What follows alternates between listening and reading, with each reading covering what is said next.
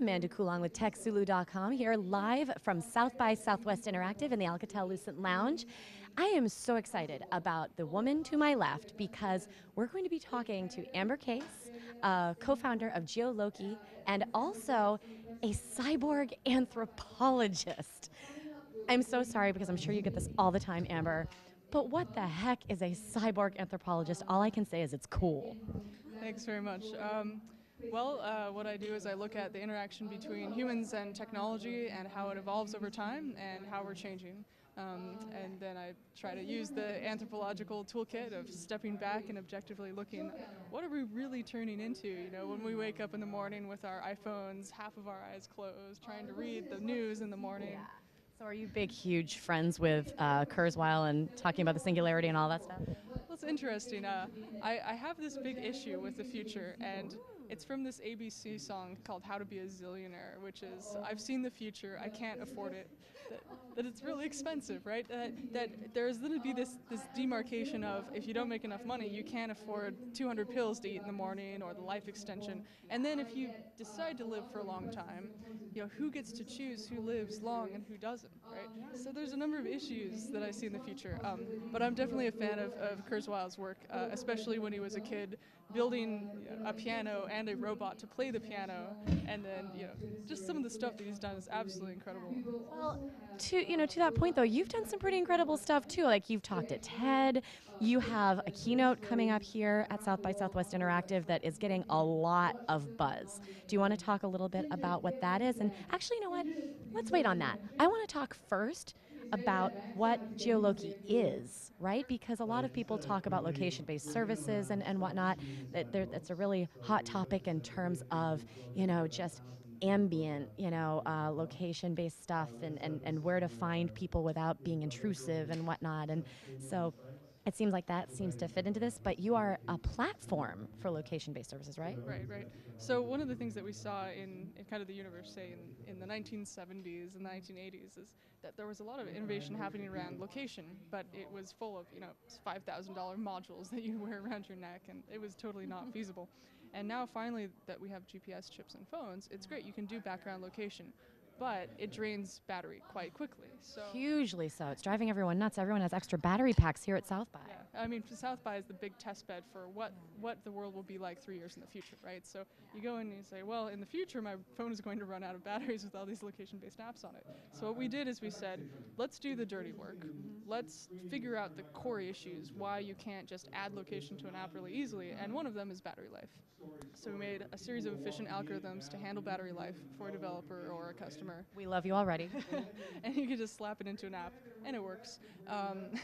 So we also, a lot of the issues in this field is that for 20 years there's been this Starbucks story, which is I go to the Starbucks and then there's a location-based ad. And I used to make a drinking game about this at conferences. Okay, every time you hear the Starbucks location-based message ad, take a drink because it hasn't happened, it's not happening. What is wrong? So we, my co-founder and I, he had been tracking his location at 5-second intervals for the last 2 years when I met him, and making these gorgeous images. And I asked him, I said, well, what are the key issues? And we found storing data efficiently, making a visual trigger editor so you could set up geofences that actually deliver something useful instead of just ads. Geofences are a huge part, I think. Yeah. So we took one of the things we did as an experiment is we took all of the geocoded Wikipedia articles from Wikipedia. We used info chimps, which is a nice way of abstracting that data set.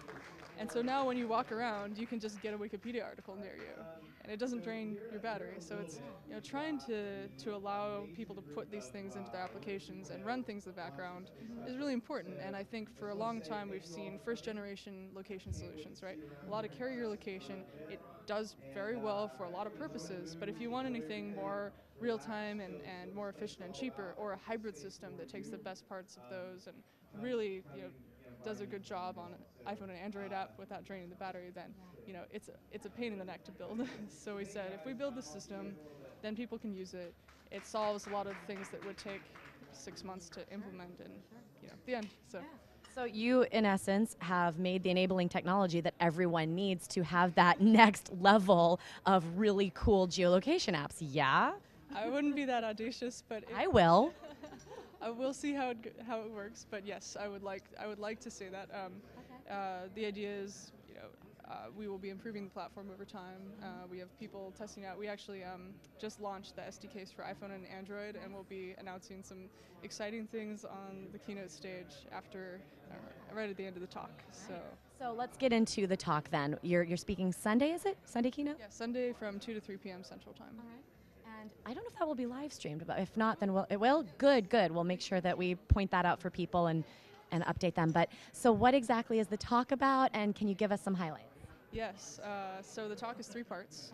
First is what the heck is cyborg anthropology, why is it useful to study, where does it come from, is it real, and kind of our strange relationship with technology, like the idea that our devices are larger on the inside than they are on the outside. And now we have all of these interesting issues of space and time being compressed. And then the next section will be about history, how it's said that the future is here but unevenly distributed. So I try to go back and see where it's unevenly distributed the most. And so, that's Steve Mann, this guy at MIT Media Lab, and Park Research, and then all of the crazy stuff that they did with technology, blocking out ads and things like that with their own heads-up displays that weighed 80 pounds. So I'll go into that, and then I'll go into what's the future of the interface. If we have solid buttons, and then we have liquid interfaces where a button can show up anywhere, what's the future? How does the interface dissolve? And then it goes into another part that I won't talk about. Dun, dun, dun. So, okay, we've got the talk underway, and then we also have these little dinosaurs. So, can you please explain to me what the dinosaurs? You knew I was going to ask you about the dinosaur, Amber. Come on. So the dinosaur is our mascot. If you talk to one of the co-founders of Reddit, like Alex O'Hannon, he says everything he does has mascots. And if you look at things like Geico, really having a mascot is just something. It's cute. It means location is approachable. It's friendly. I think it's a pretty cute little approachable dinosaur. It's geo-based. If you dig enough in the geo data set, you get dinosaurs, right? So, but the idea is that. And you are an anthropologist. Yeah. So the idea is, have a friendly mascot. Your project will go better. At least that's what Alex says. And it's worked well with him for Bread Pig and all of the different things. Not only are you an anthropologist or a cyborg anthropologist, but you're also like a marketing consultant apparently, because you're giving great brand advice. Oh, thank you. It was, I pulled an all-nighter in college, and a librarian gave me a stuffed dinosaur, and I had to immemorialize it in some way. See, that is the story I was looking to get out of you. So thank you for sharing the story behind the Loki dinosaur. So Geoloqi right here. Why the name Geoloqi? We needed to have something that didn't show up in Google search results, and we needed something with geo, and we asked Twitter, what's a good name? And they said Loki. All of our server infrastructure has been named after like Greek or Norse gods. So we have Loki as the god. It's kind of mischievous. He's kind of mischievous. He likes eating GPS points. So, and it's also USB drive. So if you get one of these from me, it's got all our software on it, and it's also 2 gigs. So you could probably put a movie or 2 on it. You cannot have mine. This is my Geoloqi dinosaur. Mine. And actually it's spelled Geoloqi, for those of you wondering, geoloqi.com. So Amber, awesome to meet you. Would love to stay in touch. Congratulations on all the buzz here at South by. Definitely a standout here, and it's only day 1. Hello. So we're going to see what happens with Geoloqi, and congratulations and good luck with actually I should say break a leg, right? Is that what they say? I broke one in 2010 here. Okay, then don't break a leg. Please don't break a leg.